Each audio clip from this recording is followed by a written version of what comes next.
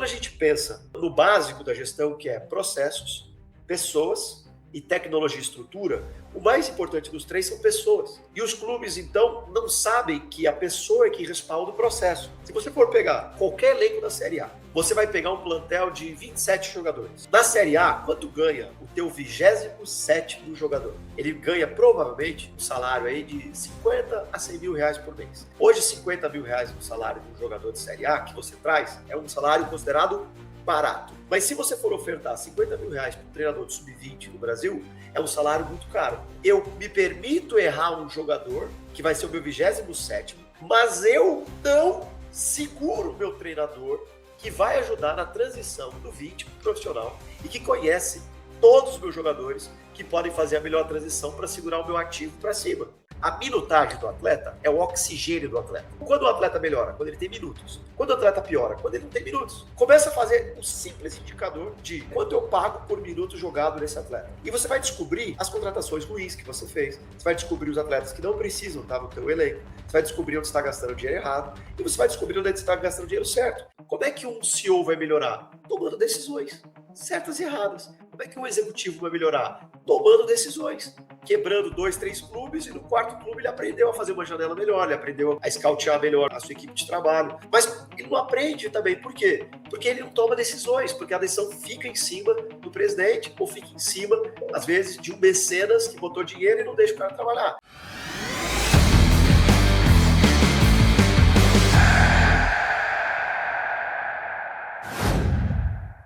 Está valendo! Começa agora o episódio número 77 do nosso Sports Market Makers. Para quem não me conhece, sou Pedro Oliveira, um dos fundadores da Outfield, aqui junto com o nosso grande Bruno Schatak, para a gente hoje entrar numa resenha um pouco diferente do que a gente fez aí nos últimos 76 episódios. A gente estava brincando aqui antes de entrar no ar que foram raras até agora as oportunidades que a gente teve de falar sobre o que acontece efetivamente dentro de campo, dentro de um departamento de futebol, que é o coração, o pulmão, o cérebro, né, o centro de tudo que a gente aborda quando a gente fala de futebol.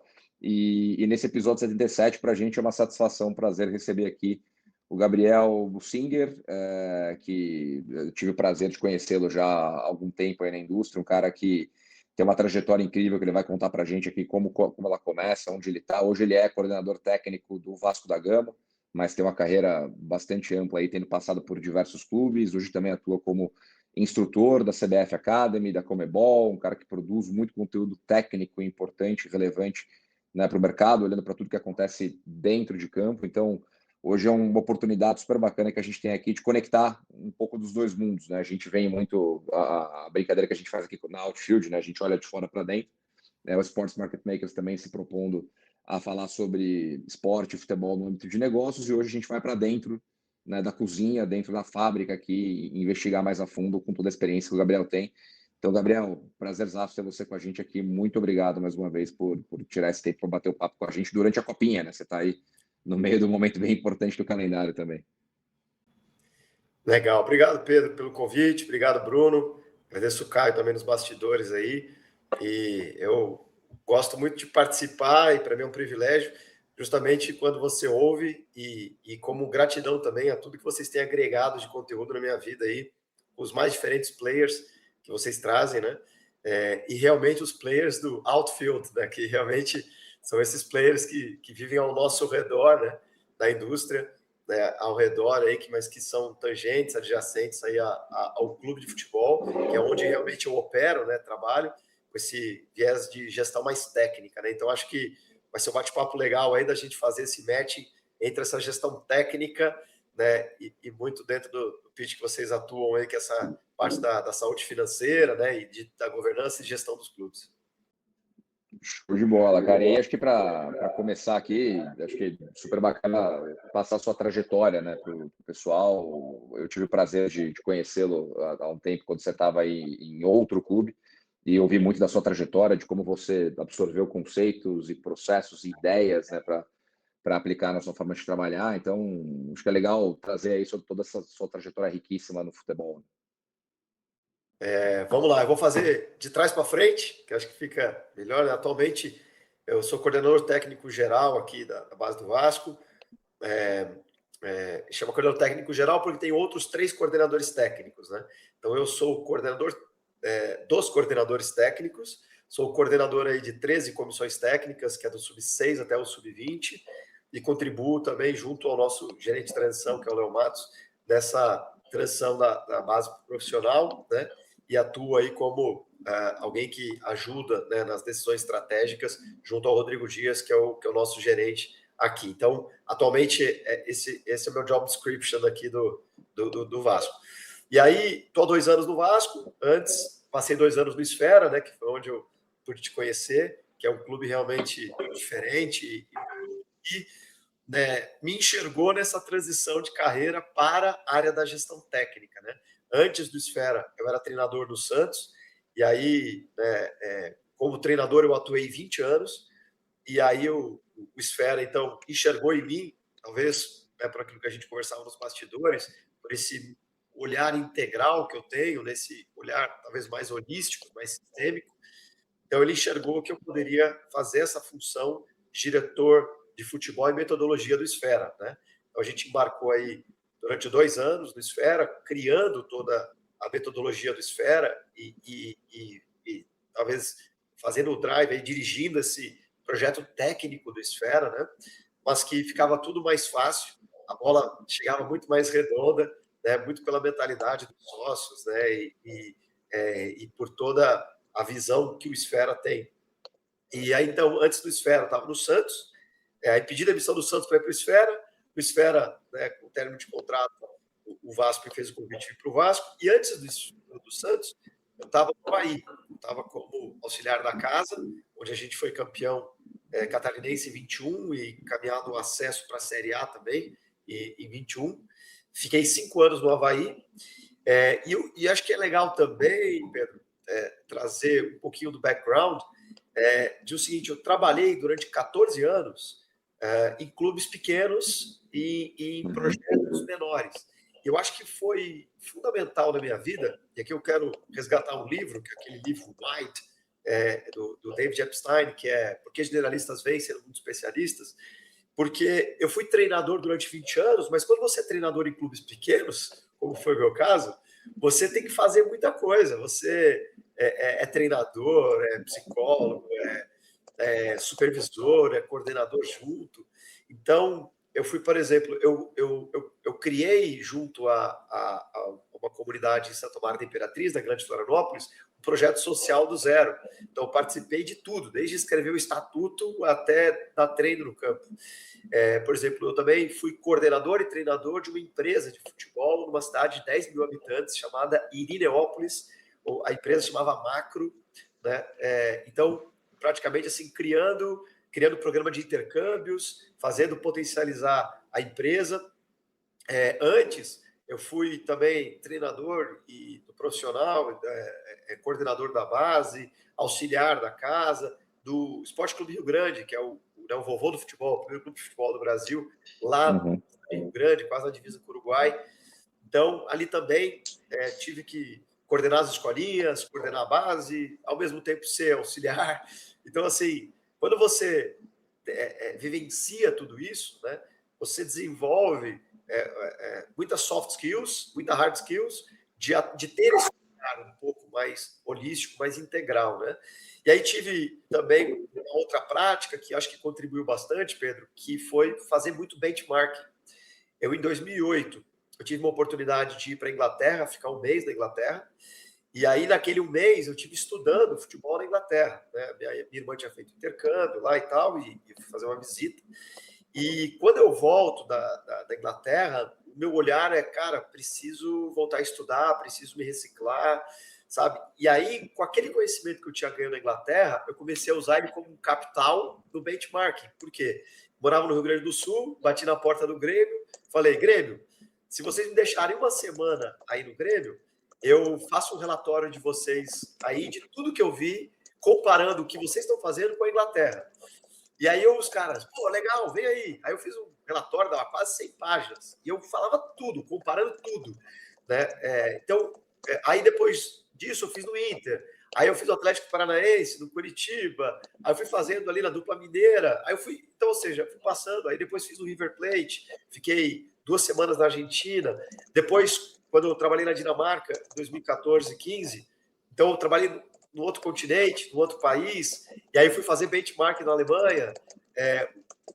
Com o Esfera, a gente ficou 1 mês viajando, né, na Europa, nas principais ligas, né, e nos principais clubes. Então, acho que uma das coisas também que me ajudou muito, Pedro, a desenvolver esse olhar, né, talvez esse zoom out, assim, da gestão técnica, e ter essa visão mais integral, mais holística, acho que foi muito também esses benchmarkings. Então, acho que trabalhar em clubes pequenos, sem condição financeira, sem muito material humano, trabalhar em clubes grandes, como eu tenho feito nos últimos anos, criar um clube do zero, como foi o caso do Esfera, criar um projeto social do zero, ajudar na criação e no potencializar de uma empresa, somado aos benchmarkings, somado a... Eu sou graduado em Educação Física, mas eu tenho 3 pós-graduações, sendo uma delas em treinamento de futebol, outra em gestão do futebol e a outra em gestão de pessoas, que me traz ao mundo corporativo.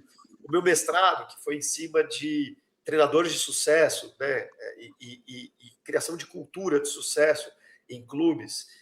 E aí, então, né, eu sou esse cara também que cria cultura dentro dos clubes, do ponto de vista técnico. Então, eu acho que esse background, ao longo desses 25 anos de carreira, me ajudou hoje, né, a estar também como, né, um instrutor da Conmebol. Então, hoje eu viajo toda a América do Sul, né, dando cursos e capacitações para profissionais pela Conmebol, a ser instrutor da CBF, não só nas licenças Pro, A, B e C, né? Agora, por exemplo, agora em janeiro, agora no dia 10, eu vou estar dando aula para o Felipe Luiz, para o Ancelotinho, né, para figuras assim. Então, isso também me ajuda a crescer muito, porque, obviamente, que são treinadores já no topo, né? Também sendo instrutor da UFC, que é a Oceania Football Confederation, né? Então, eu também atravesso o oceano para fazer capacitação. Em fevereiro agora eu vou ficar mais 10 dias na Austrália, ali Nova Zelândia, dando capacitação também para eles. Hoje viajo Ásia, Europa e América do Norte também, dando palestras e capacitações para as federações, né? Para a DBU, que é na Dinamarca, para a DFB, para a Alemanha, né? Algumas dos Estados Unidos. Então, isso vai me abrindo as conexões, me ajudando a olhar o Brasil de fora do Brasil, que é uma coisa que a Ellen Telles falou muito legal no episódio dela, né? Fazendo essas comparações. Então, acho que todo esse background me ajuda a estar onde eu estou hoje e poder atuar na gestão técnica, mas com esse olhar um pouco mais integral. Pô, muito legal até esse depoimento, porque talvez até seja um dever nosso aqui, né? Evitar lotear o futebol, né? Então, eu falo de finanças, você fala de coordenação técnica.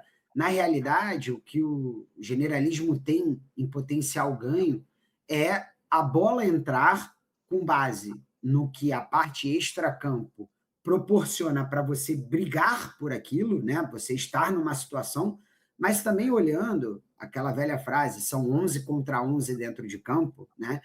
Quais que são os atalhos que todo esse preparo e profissionalização conseguem atingir dentro do campo.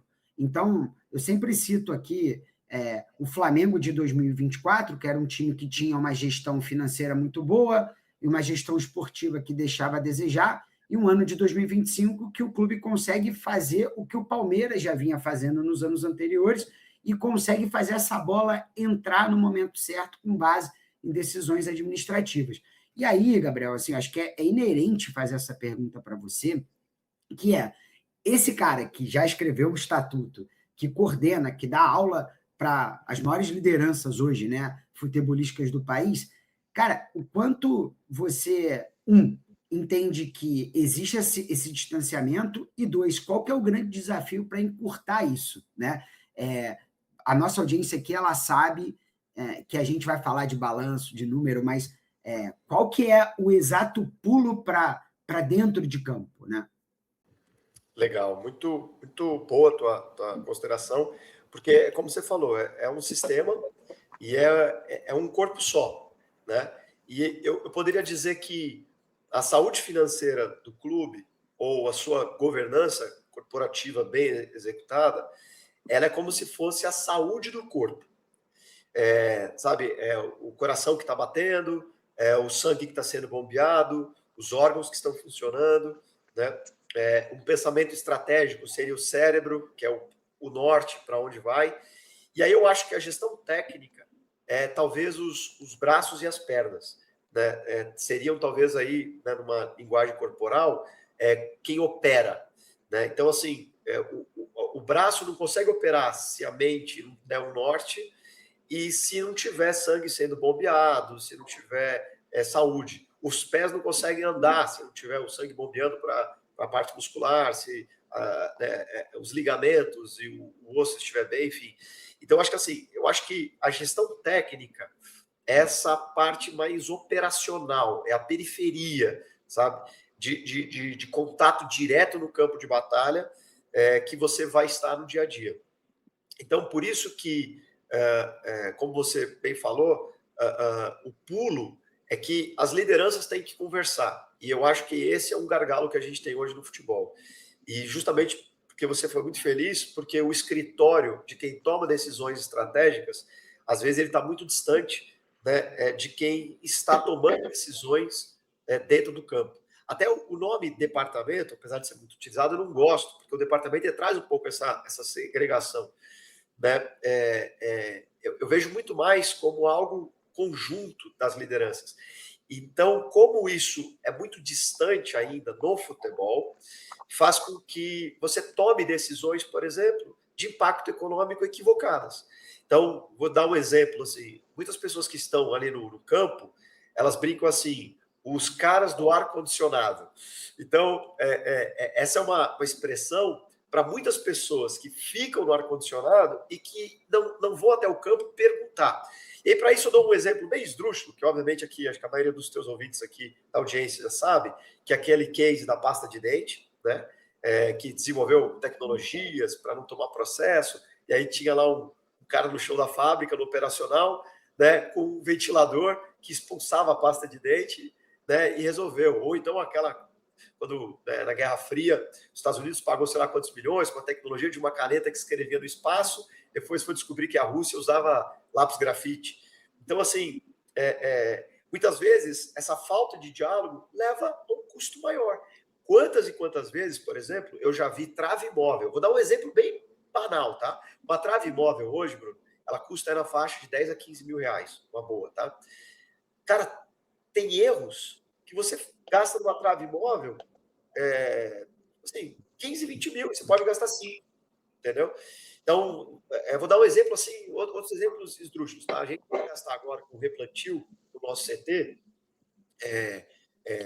foi orçado 150 a 200 mil reais, tá? A gente conseguiu gastar 40 mil reais, a gente conseguiu economizar 100 mil no replantio.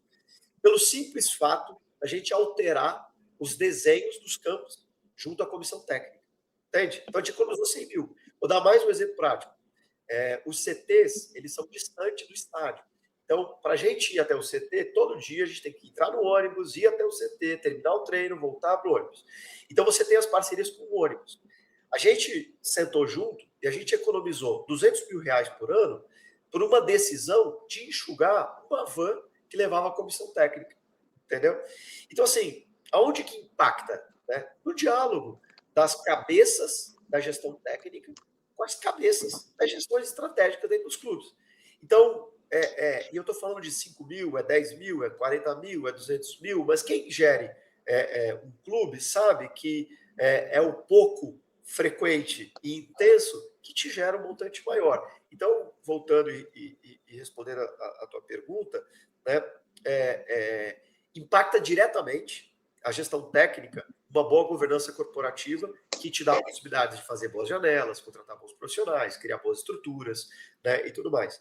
Mas impacta na outra mão também diretamente quando os gestores técnicos conseguem dialogar, persuadir e trazer também em números os impactos de decisões dentro do campo, desde estrutura, materiais, tecnologia, capacitações de pessoas e metodologias de treino, que vão repercutir depois em possíveis vendas para dentro do clube. Então, eu diria que o gargalo está, a distância entre as lideranças precisa ser encurtada e você não precisa de grandes reuniões. Você só precisa colocar de maneira fluida no seu cotidiano espaços de diálogo, conversa. Desculpa até me alongar, eu até vou trazer um exemplo que é muito legal do livro, The Culture Code, né? Ele tem um exemplo sensacional, que é o exemplo do café. Ele fala o seguinte, olha, que foi feita uma pesquisa numa empresa, né, e você tem aquele quadradão empresarial cheio de computadores, né, aquelas mesas com os computadores. E aí eles colocaram o café numa quina número 1, num corner número 1 ali. E eles perceberam que as pessoas que ficavam próximas ao café recebiam mais convites por e-mail e WhatsApp a happy hours, festas de bebê, chás de bebês, aniversários, casamentos. E eles perceberam que a pessoa do corner oposto recebia poucos convites. Passado um tempo, eles tiraram o café do corner 1 e botaram no corner 4. E começaram a perceber que mudou de novo aquele sociograma e os convites. Ou seja, se o café impacta, né, na jornada das pessoas, porque a levantada para ir tomar um café, você passa, oi, e aí, fulano, como é que tá a esposa? E aí, vai nascer? E aí você vai criando relações que geram convites, geram empatias, geram, enfim, outras coisas mais, né? Você mudar um café já impacta isso. Quanto mais você pensar que aproximar fisicamente num centro de treinamento, colocar estrategicamente em salas próximas, criar ambientes de espaços de fala que você tem entre as lideranças, você vai encurtar esse caminho, entendeu? Você vai encurtar esse caminho. Então, para mim, passa muito por isso. Ter você gestores técnicos em mesmas mesas e salas de gestores estratégicos. Eu acho que essa é uma das minhas maiores soluções para dentro de impacto maior. Cara, eu vou pegar esse gancho que você falou aí, Gabriel, porque eu gostei muito da analogia do corpo humano, né? Acho que ela exemplifica muito bem o que qualquer companhia, né? E os clubes de futebol hoje são negócios, são empresas, né? Qualquer companhia tem que representar do ponto de vista de cultura empresarial, de filosofia, de identidade, para chegar numa estratégia, para depois ter um plano tático, para chegar na execução. Eu lembro quando a gente falou lá atrás, né, quando você estava no Esfera, seria isso muito claro num clube que estava começando do zero, né? Porque vinha muito da cabeça dos sócios, da sua cabeça, do Rodolfo, que estava lá na época também, de vocês conseguirem traduzir esse ethos, né, como o americano fala, né, o que é esse propósito da companhia, e ir traduzindo isso na cultura, na identidade, na estratégia, para chegar no nível de execução.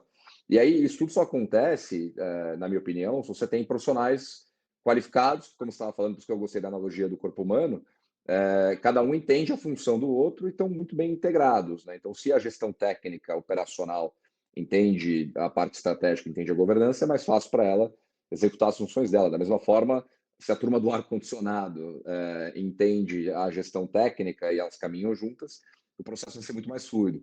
Então, eu fiz todo esse preâmbulo porque eu vejo hoje uma dor muito grande, aí não é só no Brasil, tá? No futebol mundial, num mercado que está cada vez mais profissional, cada vez mais atraindo mais dinheiro, existe uma dor muito grande de ter gestores técnicos formados com experiência, com a bagagem que você tem, que você trouxe aqui na abertura, né, que você fez muita coisa ao longo da sua carreira em projetos menores, características diferentes, né, jogando em posições diferentes e tal, para ter esse aprendizado. Mas eu acho que você exemplifica muito bem o lado da formação técnica, né, assim, o fato de você ser instrutor, né, de você estar trabalhando na formação. E a pergunta que eu queria fazer, que a gente identifica esse problema no Brasil e no mundo, é que hoje faltam profissionais amplamente no futebol. Não só as críticas que são feitas para o Brasil, que a gente não forma treinador, a gente também não forma gestor. A profissão, aspas, CEO de clube, ela é nova. Né? Tem várias pessoas que são mais validadas nesse tipo de função, outras menos, mas o negócio está surgindo. A gente é sempre questionado por cliente, fala, pô, me ajuda a contratar um CEO, um CFO, um diretor de futebol, porque não encontrei o perfil que eu gostaria, tal. Então, hoje, né, você que gasta muito tempo na formação e tentando contribuir com esse processo, quão longe você acha que, daí falando de Brasil, onde a gente está aqui, a gente está de ter profissionais muito bem capacitados para conseguir entender o funcionamento do corpo humano aí, né, que você usou como analogia. Legal. Eu acho que a gente está mais perto do que a gente imagina. Acho que a gente já melhorou muito e tem muitos bons profissionais, mas eu acho que a gente ainda confunde informação com formação. Então, acho que os nossos cursos, de uma maneira geral, eles informam, mas eles não formam. E eu acho que a gente precisa focar um pouco mais nesse desenvolvimento, nessa capacitação, nessa formação. Vou dar um exemplo, né, das próprias SAFs. As SAFs, elas vêm, e aí os investidores vêm, o capital se abre, e aí vocês vão operar justamente aí. Porque aí a pessoa tem dinheiro, ela tem um clube, só que ela fala, Pedro, Outfield, e aí, o que eu faço? O que eu trago para cá? E aí nós, quando eu coloco nós, eu falo nós que estamos lá no campo, que estamos no dia a dia, a gente que sabe de pessoas que tem, mas pela falta de formação nos cursos de uma maneira geral, nas capacitações, a gente acaba informando muito e isso distancia. Eu diria assim, quem precisa contratar para quem está no campo. E você tem pessoas, tá? E para não ficar muito no abstrato, eu vou te dar alguns exemplos práticos. Imagina que, sei lá, seja o Esfera, seja qualquer outro clube, quer criar um clube do zero. Aí ele quer, então, ir no mercado e quer contratar, então, uma pessoa. Ele contrata um headhunter para ir no mercado, contratar, então, pessoas, desde os cargos de C-levels, mas também outros cargos também, fora dos C-levels. E aí você... e o cara fala, putz, eu não conheço ninguém. Mas tudo bem, porque a pessoa está há 3, 5 anos no mundo do futebol. Ela veio de outro nicho corporativo e ela talvez não conheça ali. Só que onde está o problema? Quais são esses espaços de ambientes que essas pessoas conviveram? Não tiveram. Então, eu acabo tendo mais acesso, porque como, por exemplo, eu dou aula nos executivos da CBF, eu dou aula na gestão da CBF, eu dou aula em MBA e liderança da CBF, do próprio Futuri, de outros cursos, porque eu acabo sendo essa pessoa que faz essa junção. E eu te digo, Pedro, tem muitas outras, tem bons profissionais. Só que os ambientes de se encontrar, ou seja, o cafezinho do corner, e aí quem tem o dinheiro não confia. E é por isso que também, por exemplo, todo o capital que vem estrangeiro, é natural que a confiança seja primeiramente nos estrangeiros. Puxa, não sei se no Brasil tem pessoas capacitadas. Tem. E aí eu levanto uma bandeira aqui, dando cursos fora do Brasil, porque assim, muitas vezes para você conhecer o Brasil, você tem que sair do Brasil, para você entender, para você ter parâmetros, né?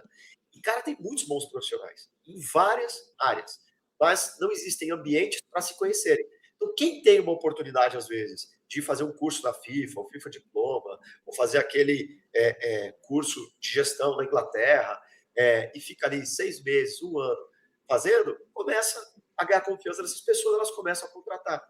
A própria Ellen, no episódio dela, Ellen Telles, ela cita que ela começou a ser mesas de pessoas que falam, cara, me conta aí do Brasil, o que eu acho? Então, assim, é natural que as pessoas não conheçam, mas para mim é porque os cursos mais informam, tipo, joga informação e não tanto, não colocam juntos para diálogo. E isso é um dos gargalos que impossibilita, quando a pessoa vai criar um clube, é uma pessoa que ela possa confiar que vai realmente exercer. O segundo ponto é que eu acho que a SAF ela é recente e o clube empresa ainda tem os seus tropeços, eu acho que no Brasil, né, esse modelo. E o associativo, para mim, como a gente já falou, e aí vou entrar nessa seara, porque eu acho que você já entrega muito conteúdo nesse sentido, mas, de alguma certa forma, os clubes são todos quebrados, a governança não existe por as questões, muitas vezes, políticas e por aí vai. Então, faz com que não se interesse e não se desenvolva esse tipo de pessoas. Porque o modus operandi dos clubes, ele acaba sendo muito político, né? E aí você tem, por exemplo, esse choque. Vamos lá. O presidente de um clube associativo quer contratar um diretor executivo. O diretor executivo, ele até é bom profissional, mas ele é pago para não fazer aquilo que ele sabe. E a gente sabe que essa é uma realidade, né? Então, o que acontece nos clubes? O presidente é quem toma a decisão. Aí ele vai lá e contrata o executivo, ou o CEO, tanto faz, né? Mas os dois. E aí, o que ele faz? Ele continua tomando decisão. Ou seja, não é o CEO, não é o executivo. E muitas vezes, por que isso acontece, Pedro? Porque os interesses, normalmente, de um presidente, e é normal, é inerente ao cargo, eles são de ordens políticas. Ele tem 3 anos, e ele vai pegar um clube com X de dívida e vai entregar com 5x de dívida e empurra a dívida para o próximo. Então, ele vai tomar decisões muito mais que são contraproducentes na saúde financeira, mas que são para manutenção de poder.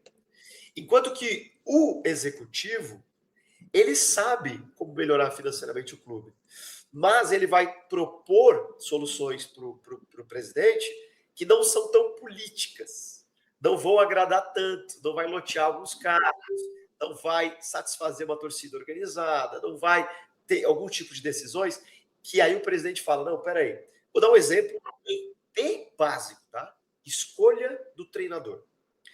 Quem escolhe o treinador? Normalmente acontece assim, Pedro. O presidente, que sabe que é o dele que está na reta, ele pega e diz assim, o treinador vai ser eu que vou escolher, vai ser o A. Ah, mas e o executivo e o CEO? Está ali para quê? Mas é o presidente que escolhe. Aí, quando o treinador não está indo bem, ou os resultados estão mal, e aí vem imprensa, vem rede social, vem toda aquela avalanche de pressão, o que o presidente faz? O executivo demite lá o treinador. E essa é uma das coisas dos executivos, entendeu? Porque o executivo, ele não quer contratar aquele cara, mas depois é ele que tem que demitir.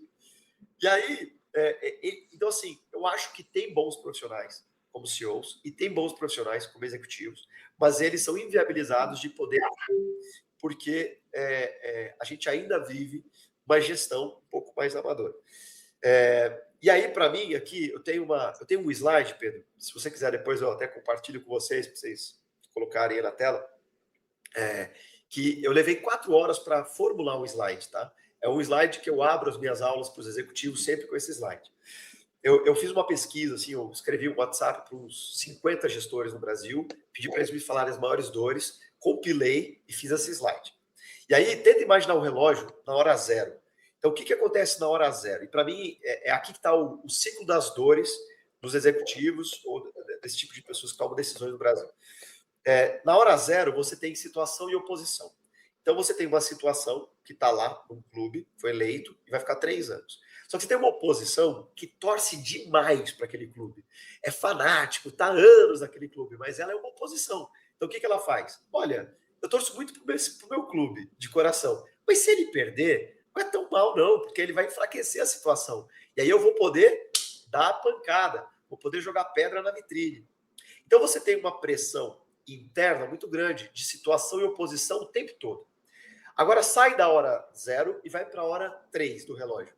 Na hora 3, você tem uma pressão externa, porque hoje os setoristas deixaram de existir e hoje os influencers, que são torcedores, que muitas vezes conseguem informações privilegiadas de dentro dos clubes, eles conseguem o furo mais rápido através do X ou através das redes sociais do que alguém que vai postar uma reportagem no portal de notícias.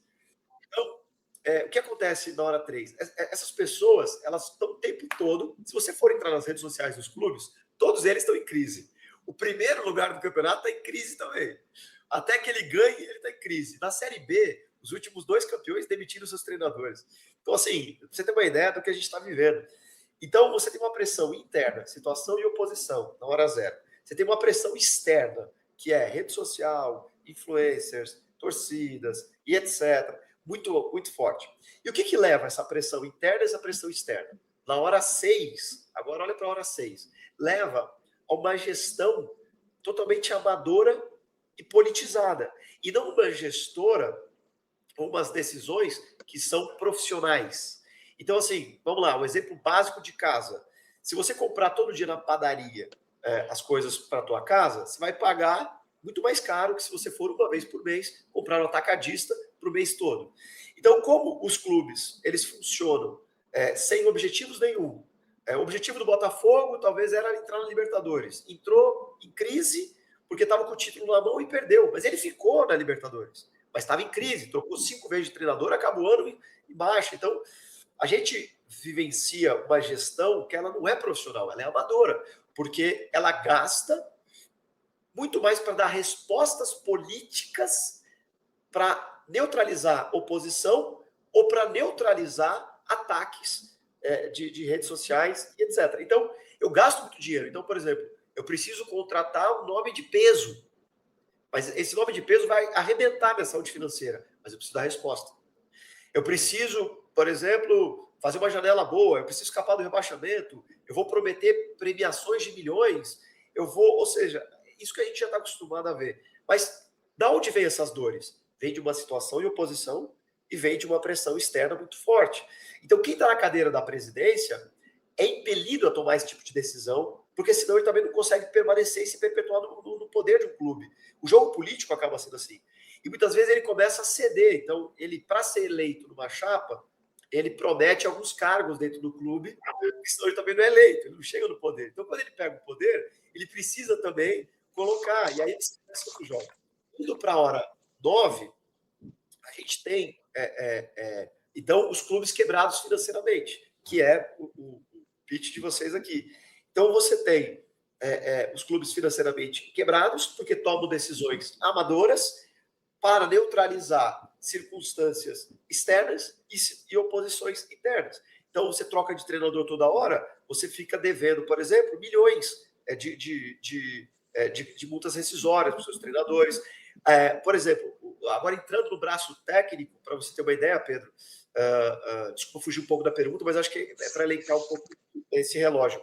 Por exemplo, as pessoas associam lesão, muitas vezes, só ao departamento médico.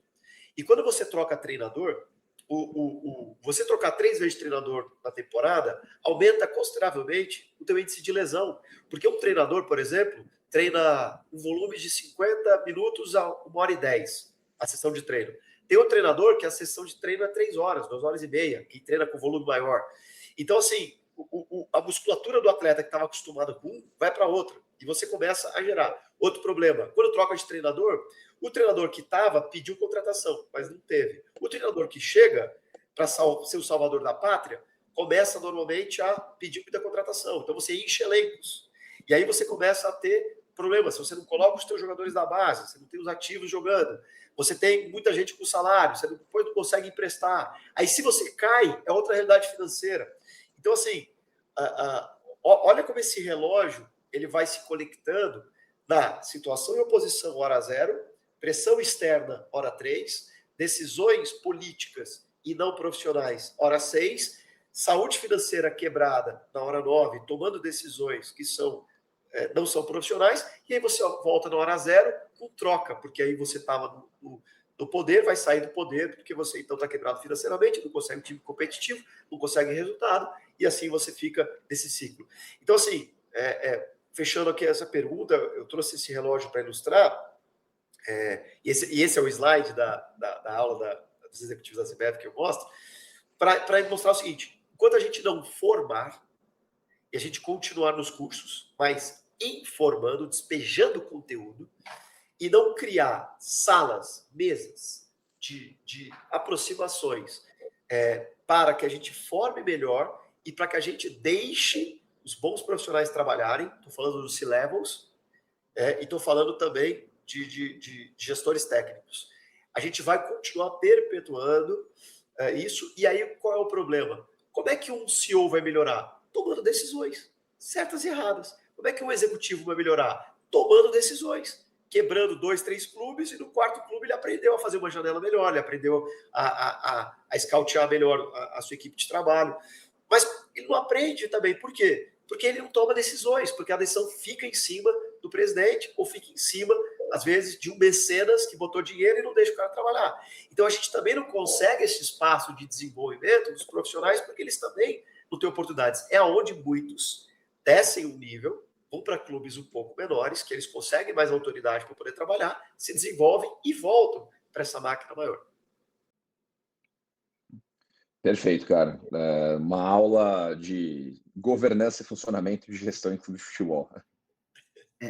Cara, 100%, Pedrão. E assim, uma coisa aqui que ficou muito na minha cabeça, né, Gabriel, é a questão dos processos, né? Então, quando a gente fala em processos, acho que hoje é o grande gargalo, talvez, fazendo uma outra analogia aqui, né? Entre o momento que você planta, por exemplo, a soja e o momento que você colhe a soja, né?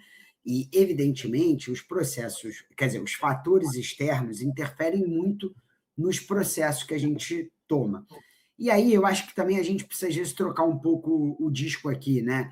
Todo mundo que tem um pouco mais de frequência no nosso canal sabe que SAF ou associação são modelos jurídicos, não necessariamente é um modelo certo ou errado. Você pode ter uma SAF bem gerida, uma SAF mal gerida, uma associação bem gerida, uma associação mal gerida, ainda que, em regra geral, você tenha muito mais associações mal geridas, mas porque já estão aí há mais tempo. Mas uma coisa que a gente fala pouco aqui e que, ouvindo a sua explicação, fica muito quente aqui, né, na minha percepção, é a importância dos processos.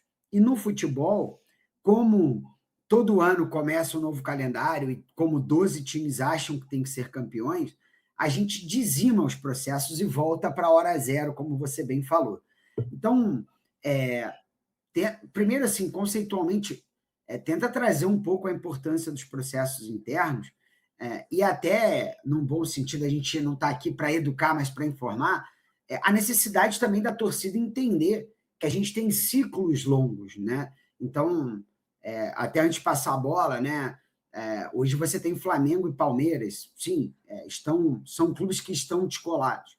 Mas, por outro lado, a solução não é tentar competir com esses times, mas aprimorar os seus processos internos, aumentar as suas receitas recorrentes, investir em base para que em 5, 6 anos você esteja vendendo atletas de ponta, e aí sim, talvez com um orçamento na casa de, exemplo, 700, 800 milhões de reais, você vai estar em pé de igualdade de disputa muito mais próxima desses dois clubes, né?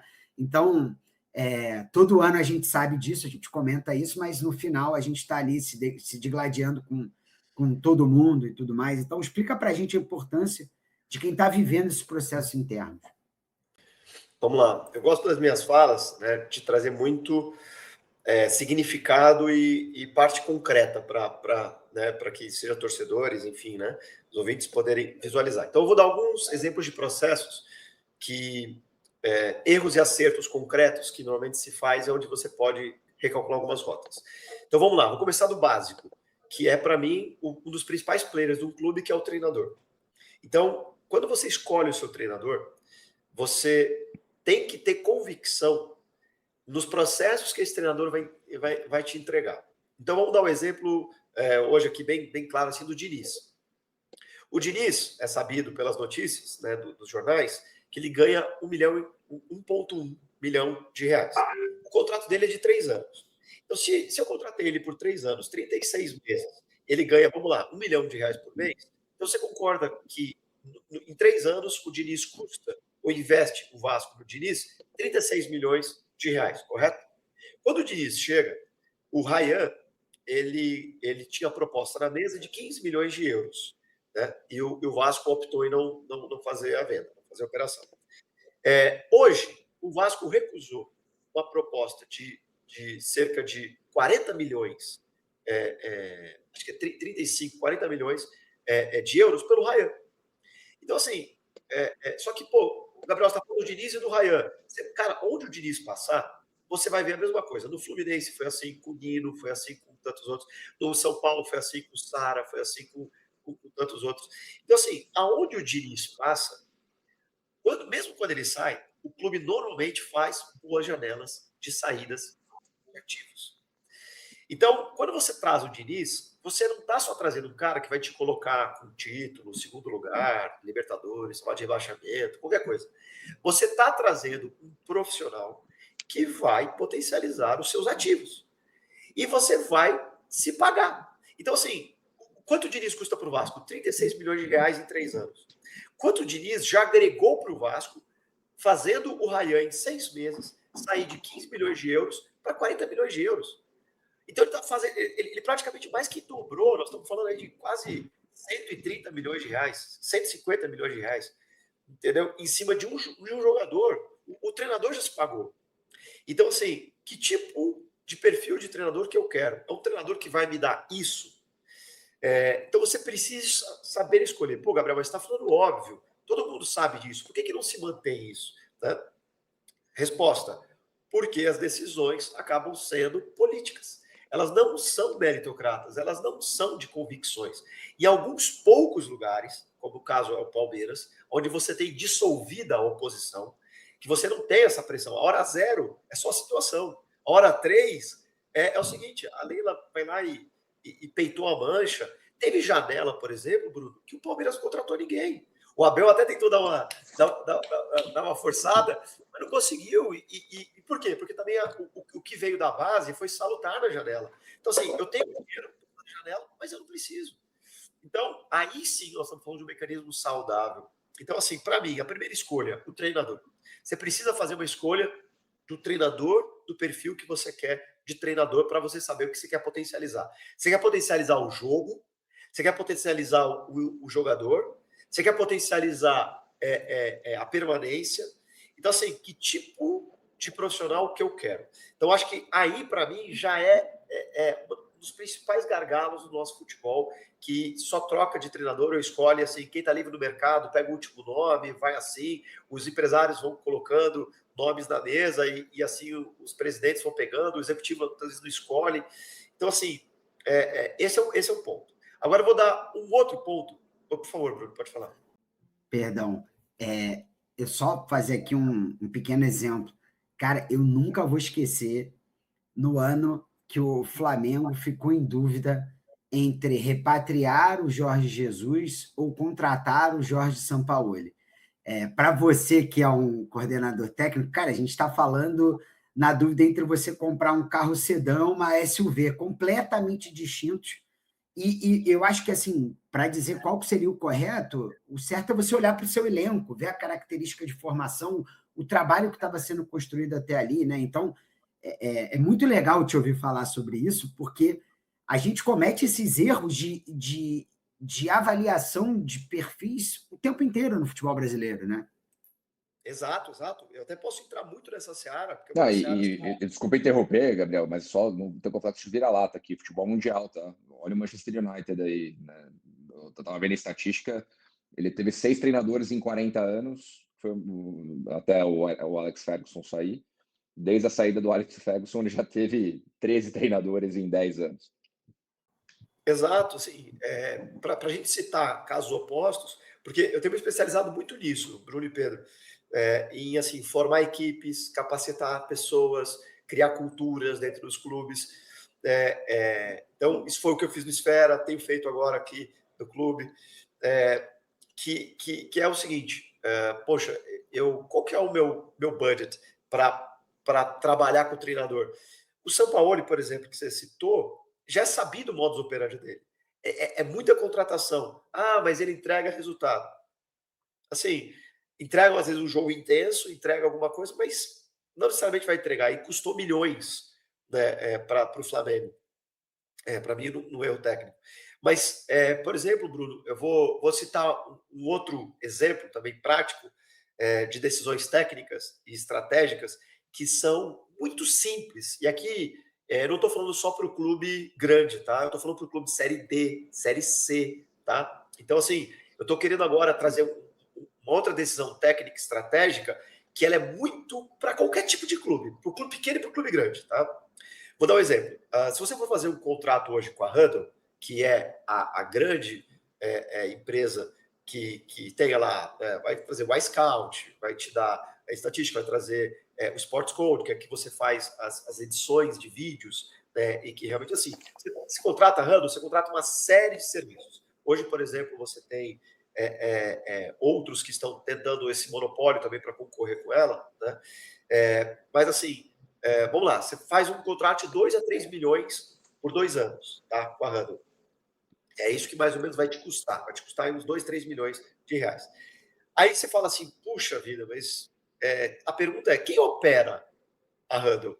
Você vai olhar, é um profissional, por exemplo, quanto ganha hoje o analista de desempenho do profissional nos clubes? 15 mil reais.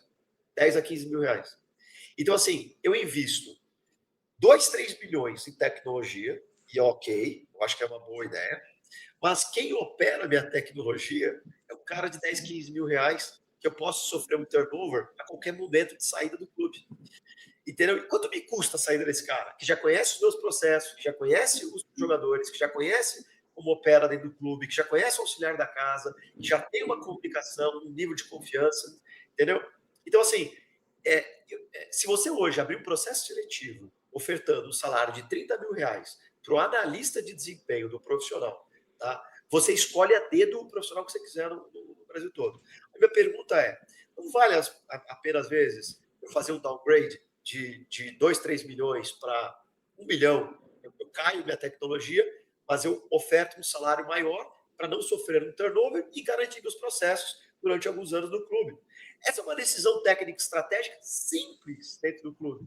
Mas o que a pessoa faz? Ela prefere pagar mais por tecnologia para dizer, tenho tecnologia de ponta. Não, mas quem opera não é de ponta às vezes.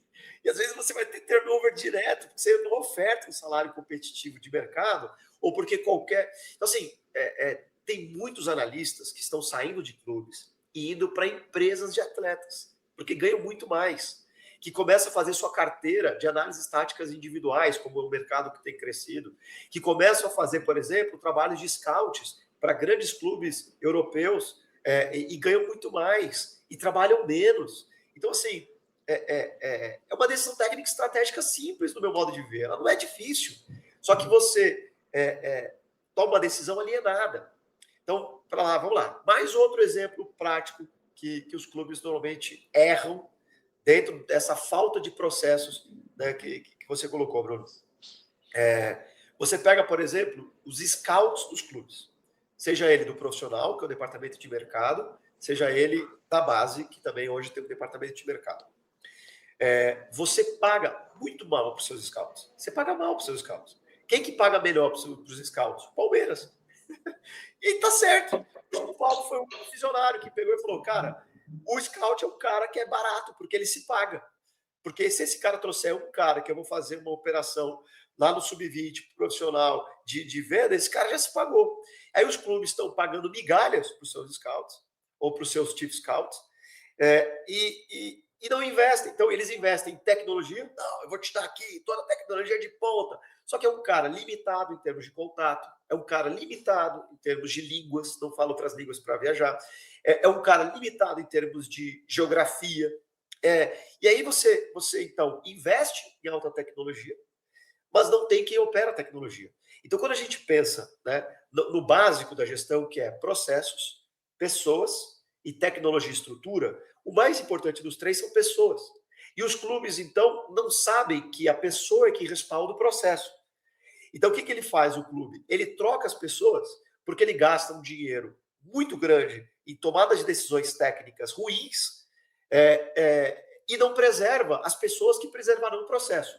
Gabriel, dá mais exemplos práticos aí. Vamos lá, vou dar mais um exemplo prático. Se você for pegar qualquer elenco da Série A, mas assim, estou falando de Série A, pega qualquer elenco da Série D de dado. Qualquer elenco da Série D de dado. Então, assim, não me atenho só a clubes de alta. Eu também trabalhei em clubes pequenos e não sei como é que funciona. Você vai pegar um plantel de 27 jogadores, que é mais ou menos aí, 25, 27 jogadores é o plantel. Beleza. Na Série A, quanto ganha o teu 27º jogador? Ele ganha provavelmente um salário aí de 50 a 100 mil reais por mês. Hoje, 50 mil reais no salário de um jogador de Série A que você traz é um salário considerado barato. Mas se você for ofertar 50 mil reais para um treinador de sub-20 no Brasil, é um salário muito caro.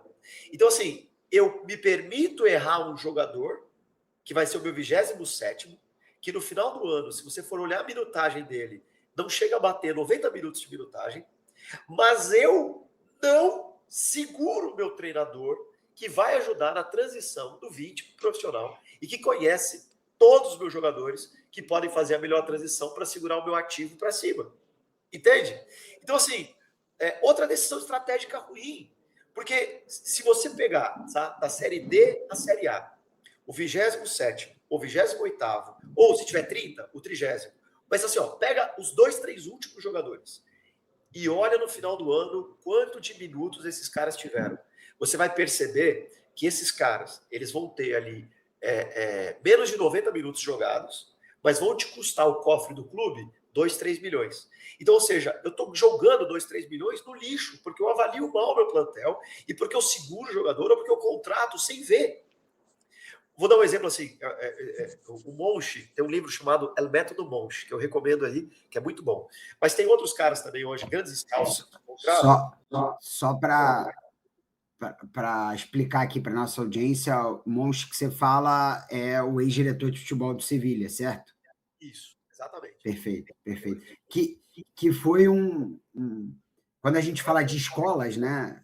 Talvez tenha sido uma grande escola de um clube de um centro menor da Espanha, que é o Sevilha, né? Hoje é o rei da Euro, né? Da Copa Euro, né? Mas basicamente replicou um método, né? Criou ali com suas peculiaridades um grande método de um clube vendedor e que catapultou o seu lugar na história, né? Então, só para fazer esse parênteses, desculpa. Exato. Então, em 110 anos, o Sevilha teve 4 troféus. 110 anos, 4 troféus. Em 20 anos, depois do Monchi, ele teve 10 troféus, sendo 6 finais de Liga Europa. Ou seja, o que ele fez? O livro dele conta bastante coisa, chama El Método Monchi, e tem 13 aulas do Monchi no YouTube também, que você pode ver, que são coisas muito boas. E aí, por exemplo, uma das coisas que o Monchi e outros falam é ir jantar com o jogador. Então, ele traz assim uma visão de, cara, quero contratar um cara lá do Chile. Então, o que eu vou fazer? Eu vou viajar para sentar na mesa com esse cara do Chile, e ele pede, não só ele, mas outros scouts, quero jantar na sua casa, quero jantar com a sua esposa, com seus filhos, quero jantar. Porque nesse jantar, ele não olha só os números frios do iScout. Ele vai olhar todo o background daquele cara. E ali você, por exemplo, toma decisões que nós estamos falando de 10 milhões, 20 milhões dentro de um clube.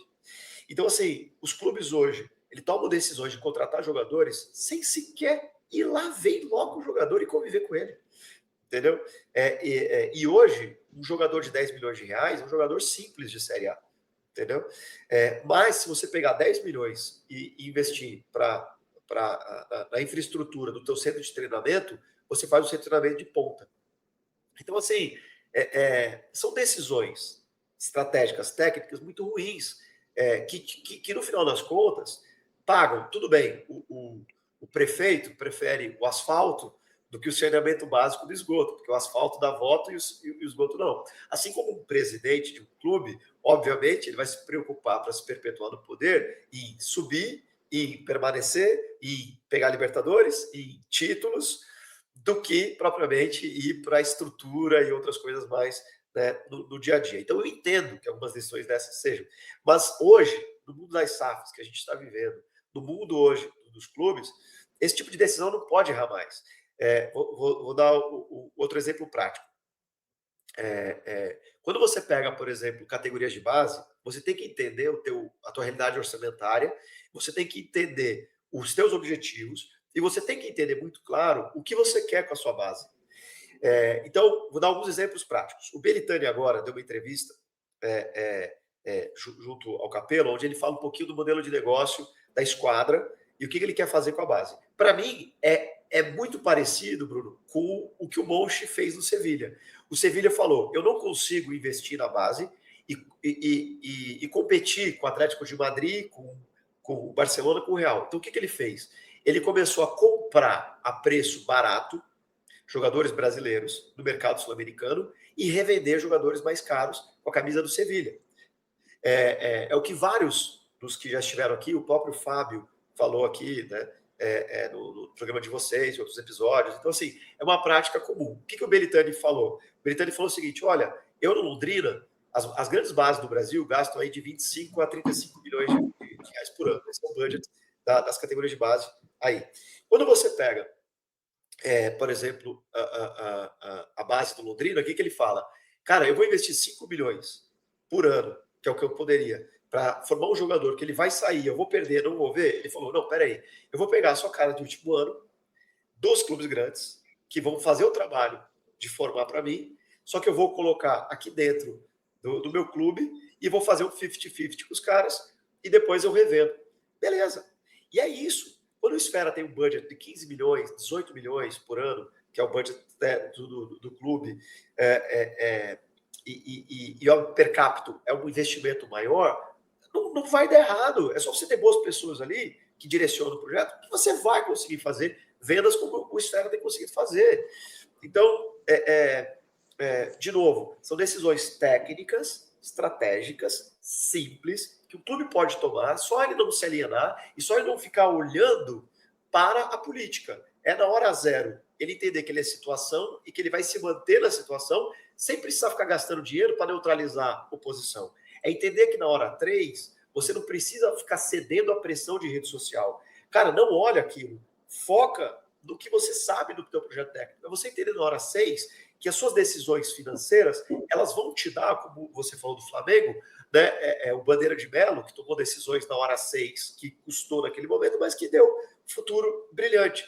Então, assim, que tipo de base eu quero? Mais um exemplo prático aqui, para desmistificando. No livro A Bola Não Entra Por Acaso, do Ferran Soriano, ele falou sobre aquela questão do modelo de jogo, de jogar todo mundo igual. E todo mundo pegou isso como verdade. E eu dou risada por quê? Porque eu faço consultoria em alguns clubes que estão emergindo, por exemplo, como o Esfera, e é muito comum esses tipos de clubes quererem falar, não, vamos fazer todo mundo jogar igual, posse de bola, pressão alta, ou seja, mais nessa área técnica, porque é bonito você ver isso e é tido como belo hoje no futebol. E aí eu pergunto assim, mas normalmente eu faço essa seguinte pergunta para os CEOs e para os donos de clubes. Tá, você quer vender o teu atleta para qual mercado? Para onde? Multimercado. Tá, então você quer um mercado plural, certo? Você quer um mercado diverso. E você quer jogar da mesma maneira? Você quer o mesmo perfil? Então, assim, é contraditório. Então, assim, você precisa ter uma cabeça técnica, um gestor técnico, que vai te dar algumas respostas com essas e que vai te questionar para algumas coisas e que vai pensar em soluções simples e baratas que vão te dar grandes impactos. Entendeu? Acredito que essa decisão do Belitani parte muito de uma decisão que ele tomou quando ele pegou o Dado Cavalcante, que tem uma experiência longa, falou o seguinte, cara, eu não vou contratar um cara que talvez não tenha experiência no futebol, eu vou contratar o Dado, e ele fala isso no episódio. Ele falou, cara, ô Dado, 4 anos de contrato para ti, uma multa rescisória altíssima, para eu não te demitir nem você pedir para sair. E aí agora nós vamos criar um projeto técnico. E pronto, a tendência é andar. Então, você precisa falar assim, pô, mas eu queria que meu time, eu queria que todas as categorias jogassem iguais. Eu queria que todo mundo... Tudo bem, eu entendo essa ansiedade. Porém, o que você quer com a base? Você quer vender jogador? Você quer para qual mercado? Ou para que você quer? Outro exemplo, perfil de jogador. Não, perfil Europa. O perfil Europa não é só tamanho, que é o que hoje o mercado também, se fosse certo, correto. Tem decisões, por exemplo, que eu tomei ao longo da carreira. O goleiro não é tão alto. Tá, beleza. Quer ver uma coisa? Olha só, Bruno e Pedro, vou fazer uma brincadeira com goleiros para vocês verem sobre quanto que é complexo decisões de goleiros, tanto na base quanto no profissional. O que acontece com os goleiros? Os goleiros, todo mundo quer goleiro alto. Ninguém quer goleiro baixo. Com a seguinte premissa. Esse goleiro não vai chegar no profissional do clube grande. Beleza. Qual é o problema? É que no 13, no 14, no 15, no 17, ele é alto, tem bom perfil, como se rotularam como se perfil fosse só altura, né?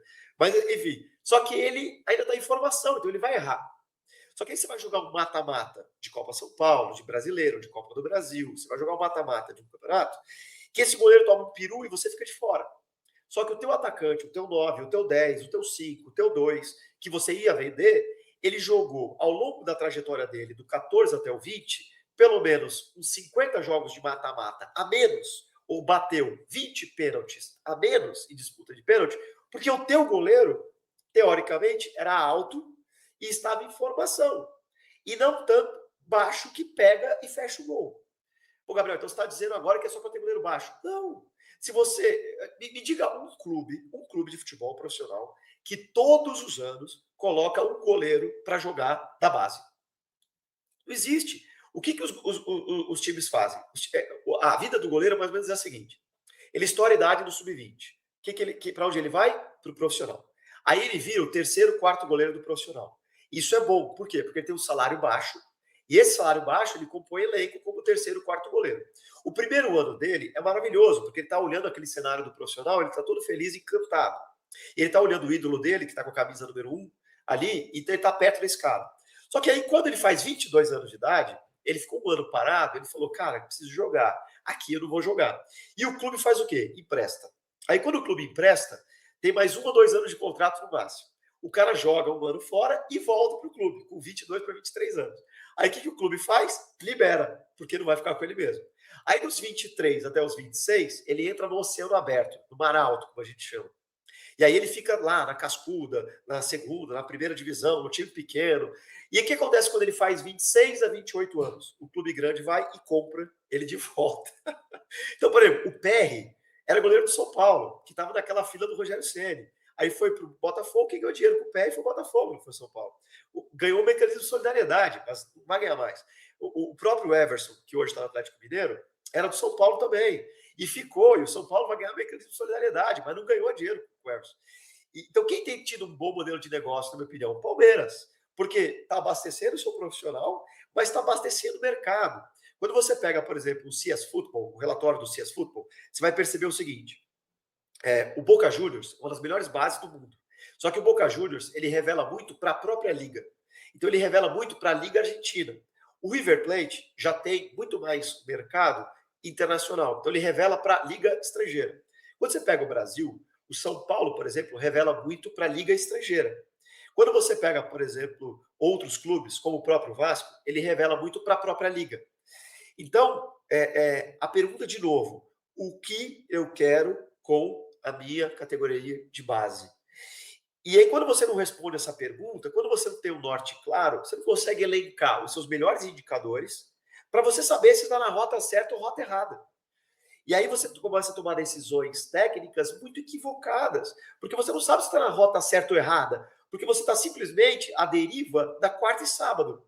Você fica, ganhei, então a base está boa, perdi, a base está ruim. Ganhei, o meu profissional está bom, perdi, meu profissional está errado. E os processos, eles não dependem do resultado do final de semana. Eles dependem de indicadores corretos que você elencar para dentro do seu clube para ver se está na rota certa. Gabriel, cita um indicador, por exemplo. Quanto eu paguei de salário por minuto jogado dos meus jogadores? Se hoje os gestores dos clubes fizerem simplesmente esse ponto, assim, ó, a minutagem do atleta é o oxigênio do atleta. Então, assim, quando o atleta melhora? Quando ele tem minutos. Quando o atleta piora? Quando ele não tem minutos. O oxigênio do atleta chama minuto. Então, assim, começa a fazer o simples indicador de quanto eu pago por minuto jogado nesse atleta. E você vai descobrir ali as contratações ruins que você fez. Você vai descobrir os atletas que não precisam estar no teu elenco. Você vai descobrir onde você está gastando dinheiro errado. E você vai descobrir onde você está gastando dinheiro certo. Você vai pegar atletas, por exemplo, que vão fazer 1 milhão por minuto. 1 milhão por minuto você vai gastar com ele por ano. Entendeu? Tem atleta que vai gastar 200 mil por minuto. Tem atleta que vai gastar R$1.000 por minuto.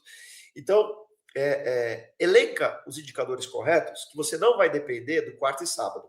O quarto e sábado é relevante? Claro que é. É o que determina muita coisa? Claro. É o que vai determinar se a torcida vai invadir o CT ou não.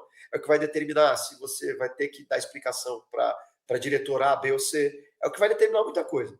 Mas, se você tirar os seus olhos dos seus indicadores, se você tirar os seus olhos da sua gestão técnica, que são suas mãos e seus pés, de dentro ali, você pode ter muitas decisões que vão impactar diretamente na sua saúde financeira, que vai impactar diretamente na sua saúde política. E por aí vai aquilo que a gente falou da bola de neve. Uhum. E muito do que você falou aí, cara, está relacionado a alinhamento de incentivo e foco, né? Se você está com foco no longo prazo, você se permite tomar decisões que vão contra o ruído externo ou o ruído interno, mas você tem convicção do que está fazendo, você vai por um caminho. Se você começa a tomar decisões mais imediatistas, movido por um incentivo diferente, naturalmente isso vai por outro lado. E aí, nesse contexto, mais no âmbito conceitual, não tanto no âmbito de critério objetivo e KPIs, eu lembro que a gente falou muito sobre esse tema lá atrás, na época de Esfera também, sobre no olhar de formação de atletas, você saber fazer a distinção entre ganhar e formar.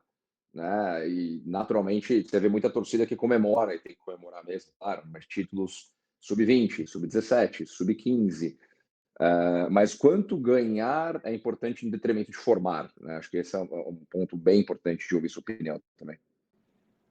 Muito legal. Essa é uma dialética constante, né, para quem trabalha na área técnica, que é o seguinte: o pessoal fala, tem que ganhar formando e tem que formar ganhando.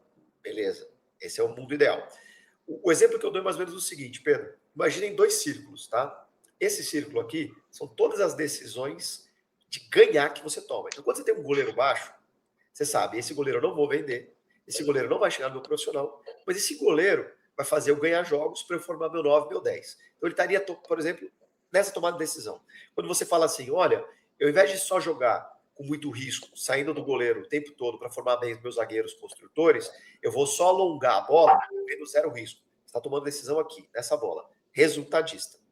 Nessa outra bola, são só decisões formativas que você tem. Então, por exemplo, o Esfera tinha o Gustavo Góes, que hoje é um dos principais ativos do clube. A gente pegou ele com 14 anos, ele tinha maturação tardia, canhoto, uma situação onde ele foi sofrendo como reserva, e hoje é um dos principais ativos do artilheiro do Campeonato Paulista e está na mira de muitos clubes. Então, a gente tomou decisões com o Gustavo que eram totalmente formativas. A gente deu minutos para ele quando talvez ele não performava tanto. E a gente deu condições dele permanecer lá. Então, assim, decisões pura, estritamente formação, educação. Decisões pura, estritamente resultadistas. Agora, tenta imaginar que essas duas bolas, elas têm uma intersecção, que é formar ganhando, ganhar formando. Então, é claro que essa minha intersecção, ela vai ter ali, tenta imaginar, 100%, 100%, e elas estão 20% compartilhado, fica no 80, 80 e 20 no meio. Ou agora tenta imaginar que fica 60, 60 e 40 no meio. Então eu diria que você, como gestor técnico, você tem que tomar decisões de como é que vai ser esse eclipse.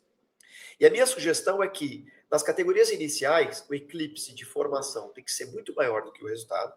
Porém, nas categorias sub-20, por exemplo, você tem que o eclipse do resultado tem que se sobrepor sobre formação. Então, assim, você precisa saber jogar esses 2 círculos para você tomar as melhores decisões no âmbito resultado, formação e intersecção.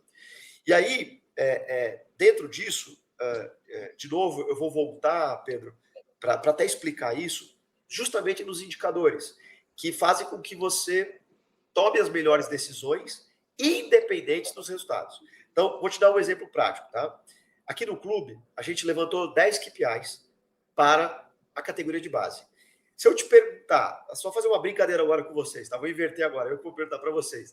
Se eu pudesse perguntar para você, Bruno, e para você, Pedro, assim, me citem por que o Palmeiras é a melhor base do Brasil. Hoje é a melhor base do Brasil, né? Mas assim, para dizer que uma base é muito boa, o que você leva em consideração? Você poderia me citar assim, um exemplo só de uma coisa que você leva em consideração? Minha visão aqui, formação, puramente. Cara, pensei exatamente nisso. Beleza. Aí você vai ver assim, pô, mas como é que eu estou formando? Por posições, por formação integral, sobre, por exemplo, número de línguas que esse atleta fala, enfim, outras coisas. A gente elencou 10 aqui, tá? A primeira delas é quantos atletas eles chegam ao profissional. Quantos eu estou chegando no profissional. Só que eu não posso só ver o quanti, eu tenho que ver o quali. Então eu tenho que ver assim, a gente separou em 3 níveis isso. O primeiro nível é nível Ryan. Ele joga, performa, destaca e é ativo de venda. O segundo nível é o nível compõe o elenco e performa desportivamente. E o terceiro compõe elenco, mas não ajuda desportivamente. Esse cara também é importante, porque se ele é o 22º jogador do elenco e custa 10 mil reais por mês, que é um salário baixo de Série A, esse cara me fez economizar. Eu não precisei trazer um cara de 100 mil. Então, eu estou economizando mensalmente 90 mil reais, que no final do ano é 1 milhão. Então, você percebe? Você precisa compor elenco com esses caras. Você precisa, segundo, ter resultado esportivo. Você precisa ter resultado esportivo, compondo e vendas. A pergunta é, quantos caras eu estou jogando para cima desses 3 níveis? Isso é um KPI. Vou dar um exemplo do segundo KPI que você pode utilizar. Quantos jogadores são convocados para a seleção brasileira? Por quê? Porque um jogador do teu clube que vai para a seleção brasileira, ele aumenta o ativo dele. Então, se ele valia 5 milhões, ele vai começar a valer 10 milhões. Por quê? Porque ele jogou o Sul-Americano, porque ele jogou o Mundial. Então, por exemplo, tivemos o Mundial 17 esse ano, né? O jogador que jogou o Mundial, ele já vale mais para o seu clube, porque ele jogou o Mundial. O Vinícius Júnior, quando foi campeão mundial e protagonista, ele aumentou muito o valor de mercado dele, né? Quando ele jogou com 17 anos pelo Flamengo. Então, assim, colocar jogadores em seleção brasileira é outro indicador. Só que não adianta você ter só o quanti. Coloquei 10 jogadores em seleção brasileira, mas eu não tenho o quali, que é ser protagonista. Então, tipo assim, eu prefiro ter 2 jogadores na seleção, o 9 e o 10 protagonistas, ou eu prefiro ter 5 que ficam no banco e no minuto.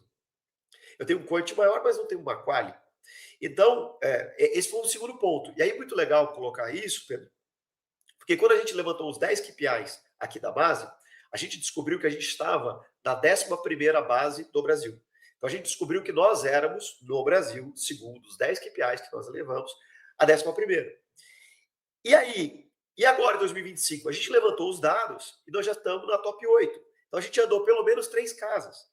Assim como, por exemplo, o clube é um outro KPI que você pode utilizar. O Vasco, do ranking de clubes da CBF, ele estava em 21º, 22º há 3 anos. Depois ele saltou para 15º e agora ele fecha o ano no 10º. Então, o clube está avançando no ranking de clubes da CBF. É um KPI que você pode usar. Então, quando você volta de novo para a questão de número de jogadores da seleção, você também. Hoje, o Vasco se tornou o segundo clube com mais convocatórias para a seleção brasileira do país, só perdendo para o Palmeiras. O Palmeiras teve 44 convocatórias, incluindo 23 atletas. Nós tivemos 32 convocatórias, incluindo 13 atletas. O Cruzeiro, por exemplo, teve 39 convocatórias, que foi mais que a gente, mas só com 13 atletas. Então, e esses são os top 3 de convocações para a seleção. Ou seja, a gente conseguiu mais convocatórias em um ano do que em uma década. Se você for pegar aí na década de 2011 a 2020, para algumas coisas. Como faz isso? Aí, de novo, decisões técnicas. Vamos para algumas decisões técnicas tomadas. Primeira delas, reduziu o N de atletas por categoria. Então, por exemplo, é comum muitas categorias de base dos clubes de Série A, com budget de 25 milhões, 30 milhões por ano, ter na faixa de 30 a 35 atletas por categoria. É comum esse N de atletas. A gente começou a baixar para 28 e tem o objetivo de chegar no 24, 25. Por que esse N de atletas é saudável para todo o ecossistema? Quando eu baixo, por exemplo, de 35, e agora eu estou falando de qualquer clube, tá? Você baixou de 35 para 25 atletas, você economizou 10. São 10 refeições a menos, ou 30 refeições a menos por dia, ou 60 refeições a menos por dia, dormitório a menos, viagem a menos, bolsa atleta a menos, tudo a menos. Fora essa economia financeira, você também aumentou o oxigênio do seu atleta, que é 1 minuto. O treinador não vai ficar pegando o reserva do reserva. Ele vai pegar da categoria de baixo. Então, quando você reduz o N de todas as suas categorias, o que naturalmente começa a acontecer? O que os treinadores vão fazer? Eles vão começar a subir precocemente os atletas de categoria. Entra no que você está falando, formação. E aí, quando o seu atleta, que é o atleta 10, vamos lá, né? Cada um vai avaliar o atleta como quiser, né? Elite, 10, A, ouro, prata, bronze, sei lá. Os meus atletas ouro, elite, que seja dentro de um clube, você vai ter 1 ou 2 por categoria, mais ou menos. Esses caras, você precisa criar um plano de carreira para eles, que eles vão ter que furar. Dificilmente um clube teve vendas de atletas entre os 16 e 18 anos, com atletas que não furaram categoria. Então, quando você pega o Hendrick, furou categoria. Quando você pega o Coutinho, furou categoria. Quando você pega o Estevão, furou categoria. Então, assim, o Ryan furou categoria. Então, assim, você precisa ver quem fura a categoria. Só que aí, se você furar a categoria e o garoto não estiver pronto, você dá um tiro no pé. Então, você precisa criar um ambiente para que ele fure categoria. Aí você precisa fazer, por exemplo, uma matriz sistêmica de análise de posições. Vamos dar um exemplo prático. Você tem 2 jogadores, 2 laterais direitos no teu sub-20. Você tem 2 laterais direitos no teu 17. Você tem 2 laterais direitos no teu 16. 2 laterais direitos no teu sub-15. Cara, se você tem um outlier, se você tem aí um cara no teu sub-16 que é outlier, ele não consegue jogar nem na 17 nem na 20. Você tem que abrir caminho. Você tem que tirar pelo menos, por exemplo, um da 20 e um da 17, deixando um e um. Aí o que vai acontecer quando lesionar cartão ou subir de categoria o da 17? O treinador puxa da categoria de baixo. Então você tem que criar esse cenário para o treinador, ao invés de querer gerenciar o elenco dele, puxando o terceiro reserva do G3, ele puxa da categoria de baixo. O reduzir N te reduz financeiramente as despesas, aumenta o oxigênio dos atletas, fura a categoria e outras coisas mais. Né? Outro exemplo, você precisa avaliar o nível de enfrentamento que você está tendo.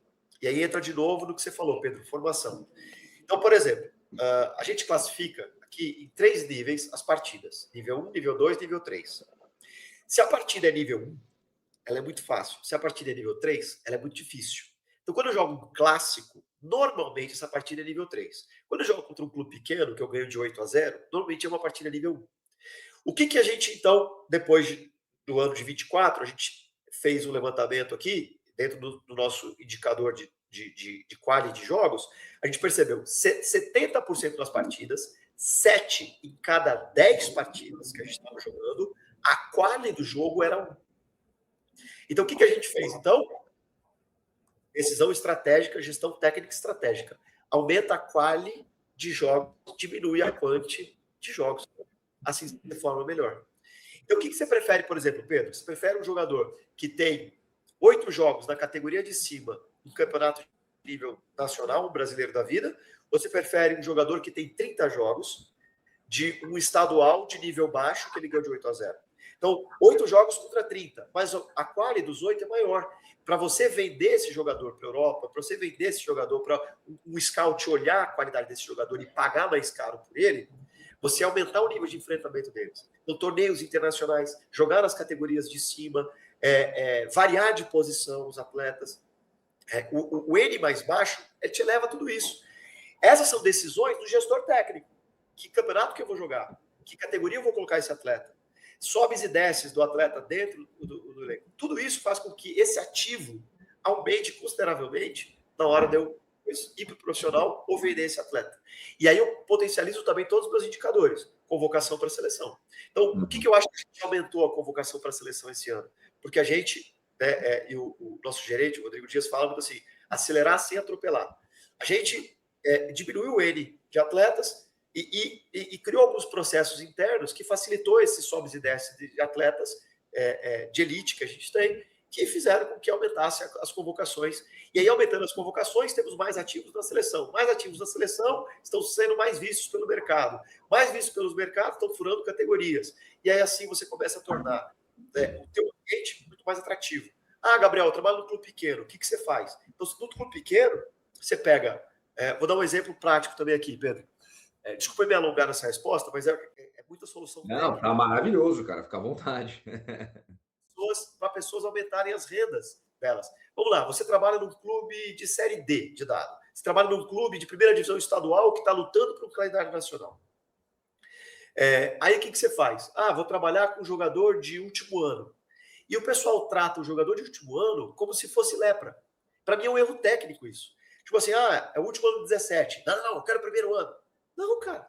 Ele é o último ano de 17, então ele é primeiro de 20. Ou então é o contrário. A Copa São Paulo agora é 2005. Aí o pessoal acha que jogador 2005 não serve. Eu olho esse mar, esse oceano azul, que não tem concorrência, porque o pessoal só quer os novinhos. Só quer, tipo, primeiro ano de 17, segundo ano de 17, na Copa São Paulo. Cara, se você é um clube de primeira divisão estadual, você vem aqui para a Copa São Paulo, você elenca, sei lá, 100 jogadores 2005, por exemplo. 100 jogadores 2005 que você tem na Copa São Paulo, que é o último ano, que ninguém quer porque é o último ano. Aí você pega desses 100, gera 10, desses 10, espera passar a Copa São Paulo, não pega eles imediatamente a Copa São Paulo, porque eles são caros. O Monchi recomenda isso no livro dele. Não pega um jogador depois da Copa do Mundo. Ele fica muito inflacionado. Compra ações quando elas estão em baixa. Então, essa é outra decisão técnica e estratégica. Então, espera passar a Copa São Paulo, espera aquele jogador ficar sem clube, ele vai ficar barato, sem mercado, puxa para o teu profissional. Aí, o cara fala assim, pô, mas já é o último ano de 20. Mas quem não quer jogadores de 21 anos de idade jogando no profissional? Segundo, o mecanismo de solidariedade vai até os 23 anos de idade. Então você, pegando um jogador de 21 anos de idade, que estourou a idade na Copa São Paulo, você vai pegar um cara durante 3 anos, fazer mecanismo de solidariedade e botar ele para jogar no profissional. Duvido que no final de um campeonato estadual, paulista de primeira divisão, gaúcho de primeira divisão, mineiro de primeira divisão, duvido que os clubes grandes no Brasil não vão morder a isca e vão pegar aquele teu jogador. Por quê? Porque você deu um minuto de muita qualidade para um jogador que era desvalorizado na Copa São Paulo. Então, você pega, né? Qualquer time pequeno da Copa São Paulo que tem jogador em 2005 e puxa, espera passar, espera esse time não vender o jogador vai ficar livre. Quando ele ficar livre, puxa. Você vai pegar um jogador de graça, botar numa vitrine, que é o estadual primeira divisão, você talvez não tenha tanto resultado desportivo, porque talvez ele não esteja tão bom ainda, mas você vai ter venda. Vai ter venda. Bota ele para jogar todos os jogos. Um volante, um lateral, um meia, entendeu? E aí no final você tem. Ou seja, eu estou apresentando aqui soluções técnicas de alta primeira divisão, mas também nível inferior. E só você ter gestores técnicos que pensem na saúde financeira do clube e as duas mãos vão acontecer. Financeiro para o técnico, técnico financeiro. Não, esse exemplo que você deu aí, Gabriel, do clube com menos recurso, né, ainda no estágio em divisões inferiores aí, é o exemplo dessa turma aqui, né, da camisa do Maringá aqui atrás de mim, exatamente o que você descreveu aí de dar minutos para atletas que não teriam tantos minutos em outros clubes em divisões maiores, ali saindo de um sub-20, né, alguém com menos de 23 anos, menos de 25 anos, e depois conseguir usar esse atleta para performance esportiva e rentabilizar com uma venda futura, como foi o exemplo do Rodrigo, que era volante lá do Maringá, o Romulo, que depois foi para o Atlético Paranaense, venda, hoje está no Red Bull Leipzig. Então, exemplos de clubes que têm menos recursos conseguem, né, trabalhar com essa lógica que você descreveu aí. E pessoal, assim, eu brinco que quando a gente pensou no Sports Market Makers, cara, foi para ter episódios exatamente como esses, né? Porque, muito legal, assim, às vezes o bastidor da bola e tudo mais, mas isso a gente já tem ali no mercado, né? Então, entender os processos, quais são os elementos de tomada de decisão por parte do gestor, faz muito parte desse berço do que a gente pensou como conteúdo. Então, é um prazer te ter aqui. Mas te ouvindo falar, eu não consigo deixar de pensar, como pai que sou hoje, no fator antropológico, né?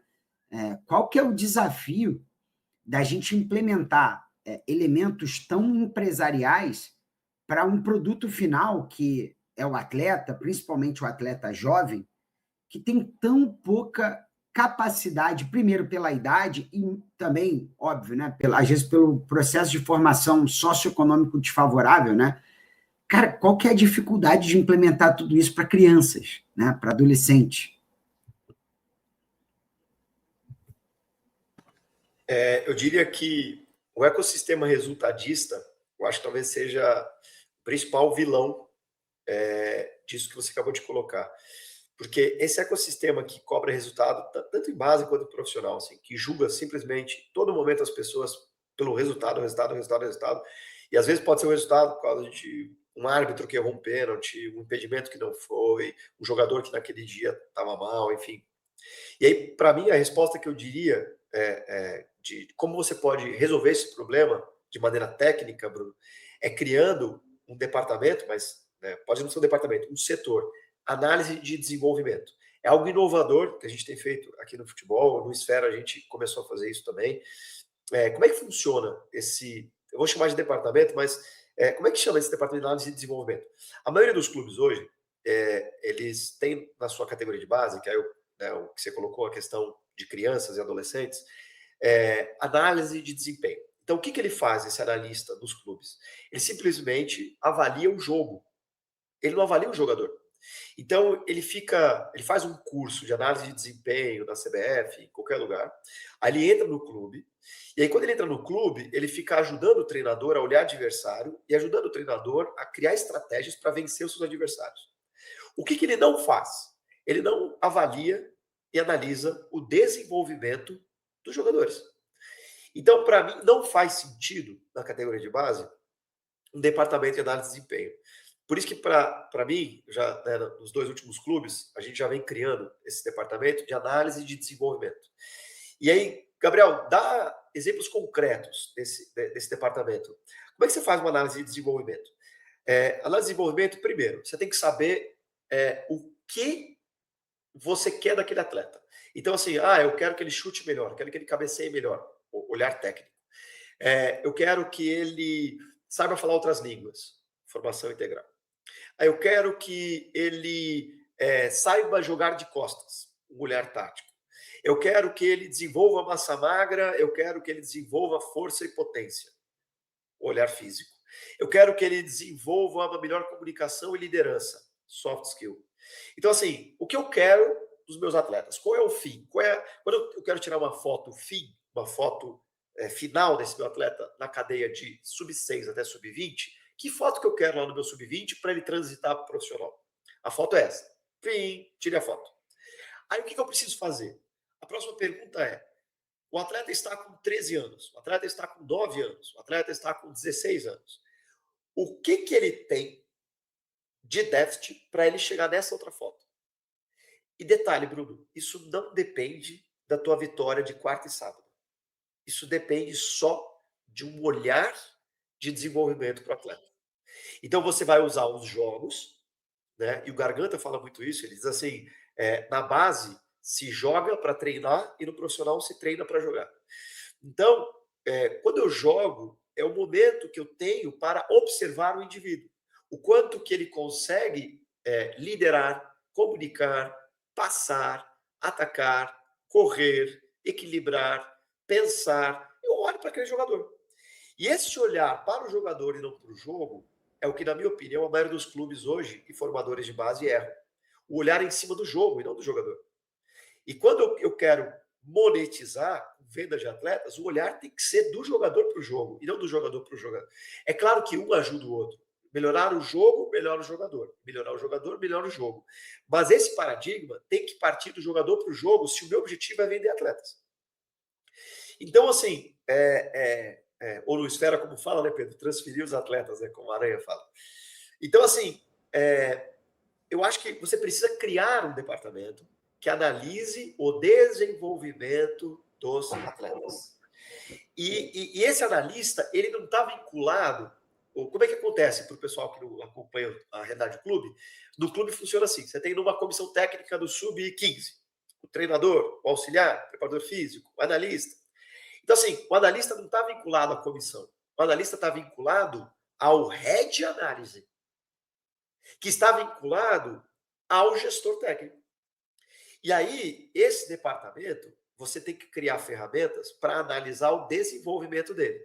O tempo todo avaliando e conversando sobre o desenvolvimento dele. Então, vamos lá, na prática, o que a gente faz? Toda segunda-feira, segunda ou terça-feira, nós fazemos reuniões com as comissões técnicas, não para discutir como foi o ataque, como foi a defesa, como foi a transição, como foi a bola parada. A gente discute o jogador. A gente tem 6 indicadores para cada posição dentro do clube. E aí, da sub-13 para baixo, a gente tem 7 indicadores universais. E aí a gente vai, então, discutindo se aqueles indicadores estão melhorando ou não. E aí você vai criando ferramentas. Então, por exemplo, hoje já tem ferramentas a custo zero ou pagas. Então, assim, a desculpa do cara que trabalha em clube pequeno, que não quer analisar o desenvolvimento, para mim é desculpa esfarrapada, é muleta. Você tem, por exemplo, um software chamado Eyeball, e aqui eu estou fazendo propaganda gratuita, porque eu não ganho nem o real deles, mas tem um software chamado Eyeball, que funciona assim, Bruno. Ele te dá as views, que são câmeras tops hoje, aquelas verdinhas, views.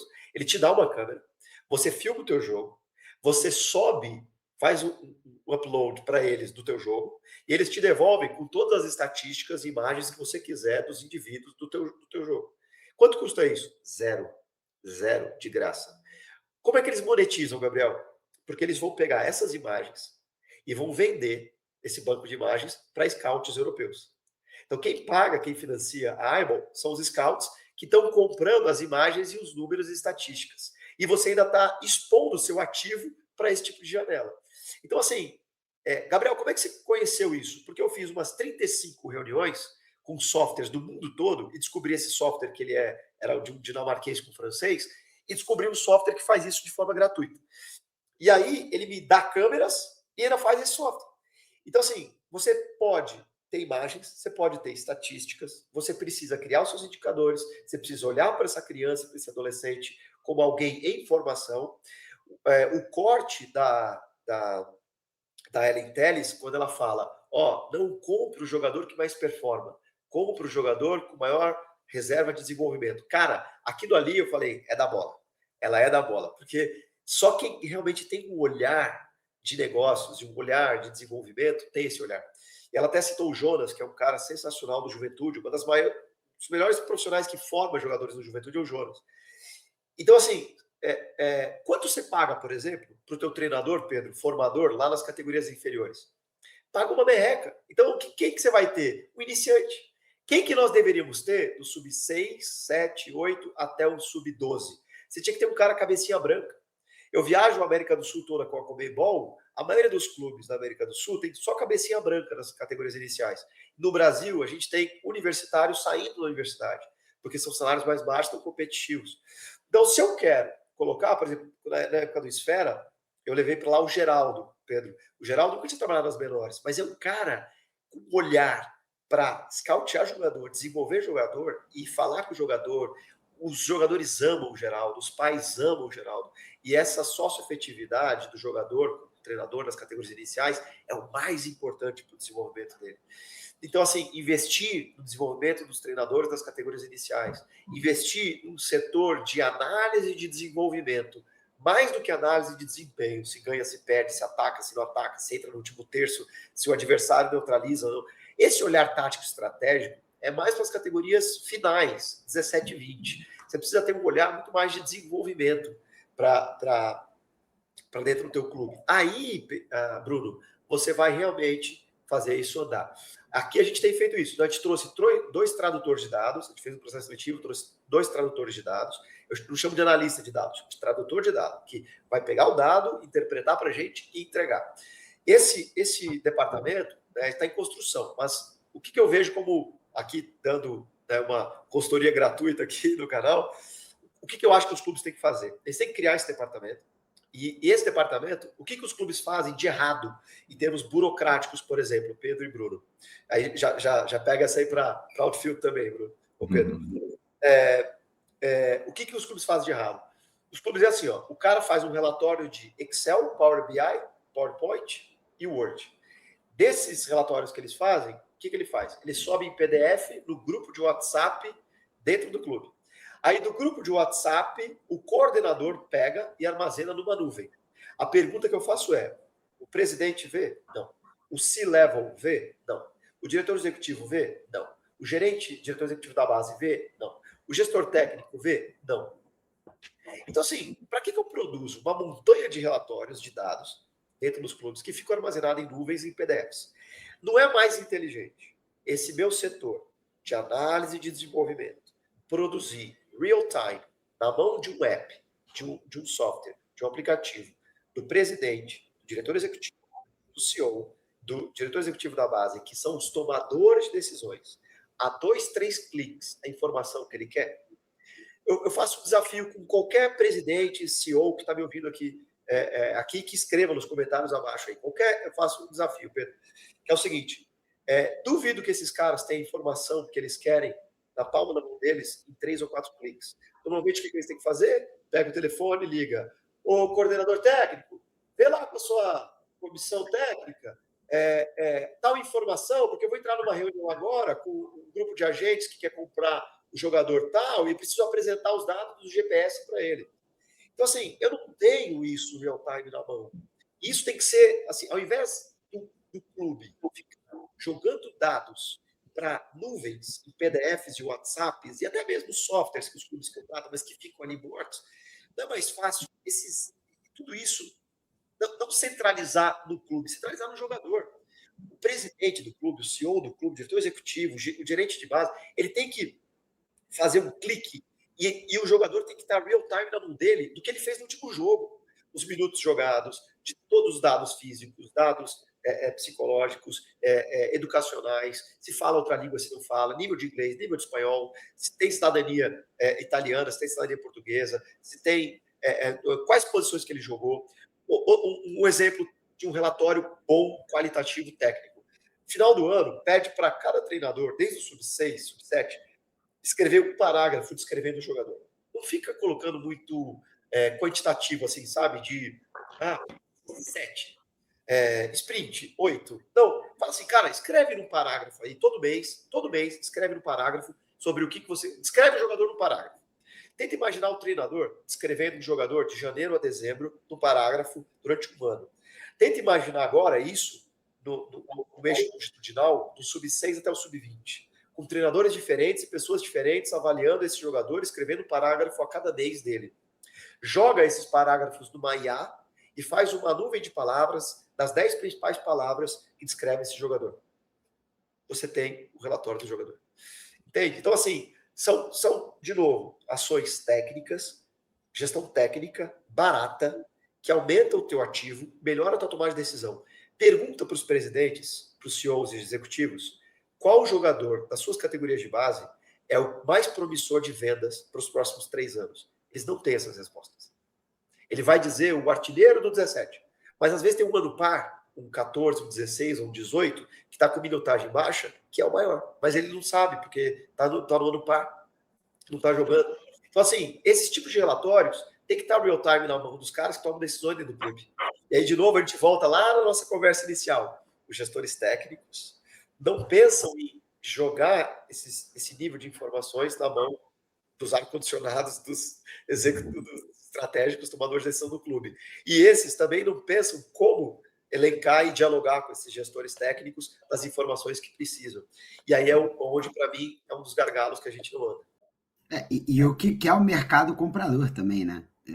Eu sempre gosto de brincar, uma conversa que uma vez eu estava tendo com o Edu Dias lá do Futuro, e, a gente falando a quantidade de zagueiros que estão saindo do Brasil para clubes europeus. Então, assim, cara, também, às vezes o artilheiro lá não é o que o mercado está querendo comprar. Ele está querendo comprar zagueiro que tenha boa saída de bola, né? Exato. A importância do departamento de mercado, né? Que aí cruza com outro ponto que o Gabriel levantou aí ao longo da conversa. Mas, cara, acho que foi uma boa forma de você amarrar com o começo do papo aqui, porque se deixar, a gente fica horas aqui, né, conversando com você. Quando eu tive com você lá em Jarinu, a gente passou o dia inteiro junto, então, de fato, acho que a gente vai ter parte 2 aqui em breve, porque é muito repertório, muito conteúdo, e, cara, você tem um olhar bem diferente, bem especial de como o futebol tem que ser construído de uma forma metodológica, processual, com uma atenção a KPIs, objetivos que te permitam voltar no começo do método e questionar o método, questionar o processo, né? Não existem, em nenhum negócio que dirá no futebol com muito elemento subjetivo, né? Não existe verdade absoluta, tudo tem que ser muito bem avaliado. Então, queria te agradecer por ter dividido aqui com a gente muito do teu repertório, trazido até algumas consultorias gratuitas aí para quem está assistindo a gente, e já deixar o convite aqui para uma parte 2, né, Chatan? Não, com certeza, e eu acho que aqui eu brinco que é o mestrado da vida, né? E, de fato, pode ter certeza que você está no top 10 aí de entrevistados eu acho que pela pessoa que você é, mas também pela bagagem, né? Então, por mais que nós tenhamos, como os atletas, né? Nós temos a capacidade potencial, mas as horas voadas também são importantes aí na gestão, e eu olho para o Pedrão, olho para você, o que vocês construíram em termos de tentativa e erro, né? Então, tem muitas lições aí e a gente aprende. Hoje eu era um aluno com 2 professores aqui no nosso episódio. Legal, obrigado mesmo. Para mim, prazer. Vai ser um prazer fazer a parte 2. Eu vou te dizer que tem várias outras soluções técnicas de potencializar dinheiro dentro dos clubes. Por isso que eu falo que, assim, o dinheiro é a muleta da maioria dos gestores técnicos. Não tem dinheiro, não consegue fazer. Cara, dá para fazer muita coisa. Até poderia citar, por exemplo, a criação de um departamento internacional. Por exemplo, eu tenho na minha cabeça já desenhado, né, é só questão de tempo e autonomia mesmo dentro de clubes, um departamento internacional que monetiza de 1 milhão a 1,5 milhão, por exemplo. Até fiz um contato com a Ellen, depois que eu vi o episódio de vocês aqui, para ela, chamando ela para a gente começar a construir coisas juntas. Então, olha a importância do Sports Market Maker, né? Então, assim, cara, você cria um departamento internacional, você faz intercâmbio de atletas, intercâmbio de profissionais, camps e outros projetos mais, você consegue monetizar 1 milhão, 1,5 milhão por ano, líquido, não bruto, dentro de um clube, por exemplo. Você pode criar departamentos científicos, produzir ciência dentro do clube, isso também consegue te monetizar. Só um exemplo bem esdrúxulo, assim, a gente tinha bastante dificuldade financeira, né? Acho que não é novidade para ninguém aqui no clube. Aí a gente achou, por exemplo, uma empresa que faz intercâmbio de jogos, eles pagam $500 de royalties para nós para fazer amistosos. Vou até aproveitar aqui, porque se tem alguém que está nos ouvindo que quiser fazer amistoso com a gente, é só me ligar, $500 de royalties, $500 de royalties para cada amistoso, pode mandar quantos quiser. A gente construiu o nosso departamento de análise e desenvolvimento só com dinheiro de royalties de amistosos. Que legal. Então, o que aconteceu? A gente descobriu isso e a gente começou a fazer. Então mês que vem, 10 amistosos, vamos fazer. Então, muita coisa que a gente consegue comprar drones, comprar câmeras, comprar estruturas tecnológicas, melhorar algumas coisas, criando dinheiro. Então, eu costumo dizer, Pedrão, que o fato de eu ter trabalhado parte da minha vida em clube pequeno, tendo que criar dinheiro, gerar receita, eu já cortei grama, já comprei trator para cortar grama, para conseguir campo, para fazer coisa. Olha, então assim, você aprender a gerar receita para melhorar a sua gestão técnica, eu diria que é o meu objetivo, né? Eu procuro ser um profissional gourmet, eu brinco gourmet porque assim, quando você faz 10 anos de casamento, 20 anos de casamento, você escolhe um restaurante com cardápio caro, gourmet, para ir. Eu tento ser esse gourmet, né, que fala assim, cara, eu tenho dinheiro, eu preciso de um cara para tomar decisão, eu quero trazer esse cara, porque ou eu não tenho dinheiro, eu preciso prover dinheiro. Então, cara, eu quero ser esse cara. Por isso que eu gosto de trabalhar em clubes grandes, tradicionais, como estou hoje, mas gosto de trabalhar em clubes, por exemplo, como Esfera, foi para mim um prazer, assim, em trabalhar. E gosto de trabalhar em bons projetos, com boas pessoas. Então, assim, para prover dinheiro, para tomar decisões técnicas, para fazer as coisas acontecerem. E, por último, para encerrar essas minhas considerações finais, um dos maiores gargalos que a gente pode fazer no próximo bate-papo eu acho que o futebol avalia muito mal as pessoas. Não sabe avaliar seus treinadores, seus preparadores físicos, seus coordenadores. Quando você avalia mal as pessoas, você erra muito em demissões ou em não valorizações para reter alguns talentos aí. Aí você é obrigado a selecionar ou recrutar no externo, pagando muitas vezes mais caro e nem sempre assegurando os processos, como o Bruno falou. Bem, obrigado mesmo aí pelo convite, sou fã de vocês, obrigado por todo o conteúdo que vocês agregam na minha vida, em todos os episódios que vocês colocam. Fiquei muito feliz quando eu conheci vocês através do Aranha, lá nesses episódios iniciais, e para mim realmente é muito bom aprender com vocês. Obrigado mais uma vez pelo convite. Nós que agradecemos, Gabriel. Já fica aqui o convite formal, então, para a gente fazer uma parte 2 no futuro próximo. Obrigado para quem ficou com a gente até o final. Uma aula aqui sobre gestão técnica, essa conexão com o que acontece fora de campo, o que acontece dentro de campo, né? E como o corpo humano, aqui usando a analogia do Gabriel, ele traduz muito de como deveria funcionar um clube de futebol. Agradecer, né, a todos que acompanham a gente. Deixem o like, comentários, compartilhem. A gente volta na semana que vem com mais. Muito obrigado e fomos!